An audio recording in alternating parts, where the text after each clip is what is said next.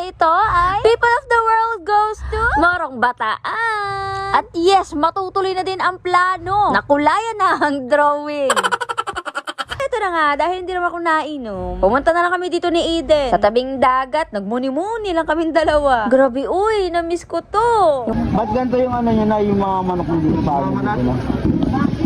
Mado. Kaya hala, sige, mag-beach break tayo ngayon. Sulitin ang long weekend. Hi people of the world! 5 AM na pala to ng umaga at paalis na kami dito sa bahay nila housemate. Papunta naman kami ngayon sa aming second destination. Si tita nga, pinabaunan pa kami ng mga chichirya. Nag-hakot award pa kami ni Aiden sa tindahan niya. Thank you, tita! Bye-bye na kay Mimi. Bye-bye. Aiden. Bye-bye. Bye-bye.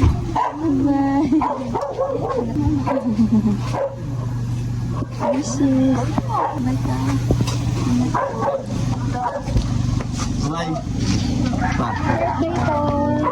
So, sobrang bilis ng pangyayari. Eto na. Nandito na agad kami sa sasakyan. Ang vlog na ito ay People of the World Goes to Morong Bataan. At yes, matutuloy na din ang plano. Nakulayan na ang drawing.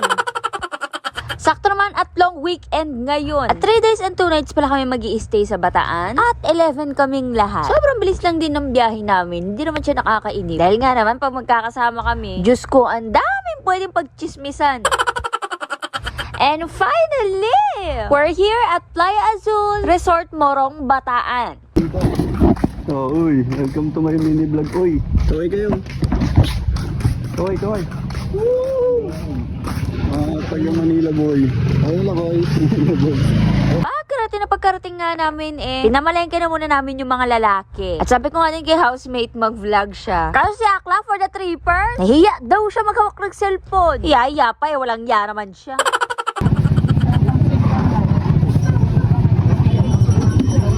Boss ko pala ba? Diba, pag mga lalaki talaga nag-video, puro kalokohan. Kilala nyo ba yan? Mamaya ipapakilala ko sa inyo kung sino-sino kami. Syempre, pag sa pagkain, hindi pwedeng hindi bawala ang tilapia. Tilapia talaga ang pinaka-favorite ko sa lahat. Ba't ganito yung ano nyo na, yung mga manok mo dito sa akin dito na? Mado. Tawa-tawa ako, pasmado daw yung manok.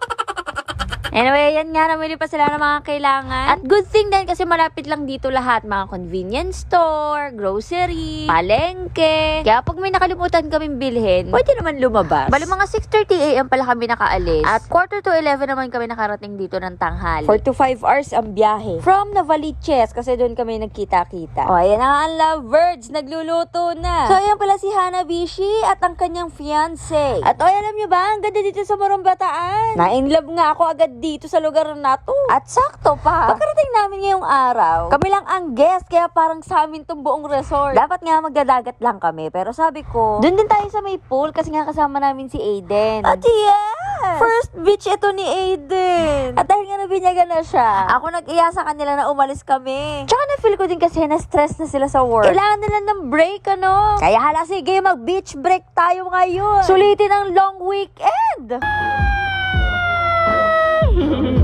Aiden! Wow! Panga mo.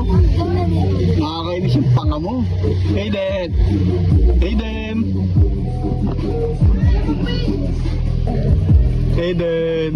Para sa circle of friends namin, ako pa lang ang may baby. At look forward ko talaga na kahit may mga anak na kami, kami pa rin yung magkakasama. Bihira ka lang kasi makahanap ng tunay na kaibigan. Yung iba kasi ayaw nalalamangan. Yung imbis na hilahan kayo pataas, hihilahin ko pa pababa. Kaya kapag may mga ganun kayong kaibigan, cut off nyo na. Hindi yun healthy. Nakakasira yan sila ng peace of mind. Sa totoo lang, ang dami ko nang na-cut off na tropa. Yung akala ko, kaibigan ko sila. Yung pag may trip ako, susuporta sila. Kasi kasama mo din sila mangarap, kasamang lumaki. Yung matatawag mo na kababata. Pero huy, hindi. Kaya nga tama din yung sinasabi nila. Kung sino pa yung hindi mo kilala, sila pa yung unang susuporta sa'yo. Kaya nasa isip ko ngayon, okay nang mabawasan at least tunay at totoo. Hindi na para makapagplastikan pa sa mga yan. Pag ayaw sa'yo, ayoko din sa'yo, uy. Hindi na tayo pabata. Goodbye? Sige, goodbye. Kaya kayo mamimili kayo ng kakaibigan ninyo. Syempre, una makikisama ka. At long run naman makikilala mo na yan. Kaya dapat marunong ka din mga panang ugali. Makikiramdam ka. Huwag ka kagad magpakampante. Ako personally, gusto ko yung taong prangka. Yung ba kapag may muta ka, sasabihin agad. Uy, may muta ka, tanggalin mo, ang pangit. Kaysa naman hayaan yan, nandyan lang yung muta mo, diba? Gets nyo ba? Anyway, eto na nga pala sila.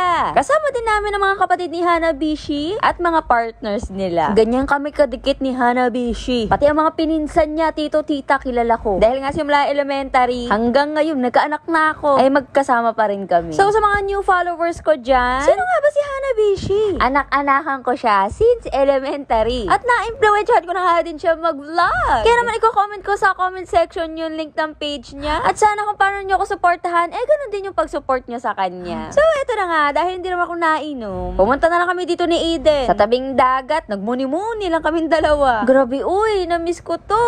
Yung kalmadong dagat, hampas na mga alon, tapos onti lang yung mga tao. Actually, parang solo nga lang namin dalawa ni Eden tong dagat Ay, grabe, nakaka-relax. Mga oras na to, kakatapos ko lang mag-edit ng vlog. Tapos pagkadating ko dito, ayan, pinalawin na pala nila si Eden. Oh, anong ninang-ninang, mag-alaga kayo. Siyempre, kahit nasa bakasyon kami, hindi pwedeng hindi ako mag-upload, madaming magagalit. Ayan pala naghawa kay Aiden, ayan si Myla. Ino-audyuan ko na nga din niya mag-vlog, kaso ayaw niya talaga. Hindi daw niya forte to. Okay na daw yung mag-like at mag-comment siya sa mga videos namin. O, diba? Very supportive. So, yung mga ibang kaganapan namin dito, panoorin nyo na lang sa vlog ni Hanabishi. Anyways, see you on my next vlog. Thank you for watching.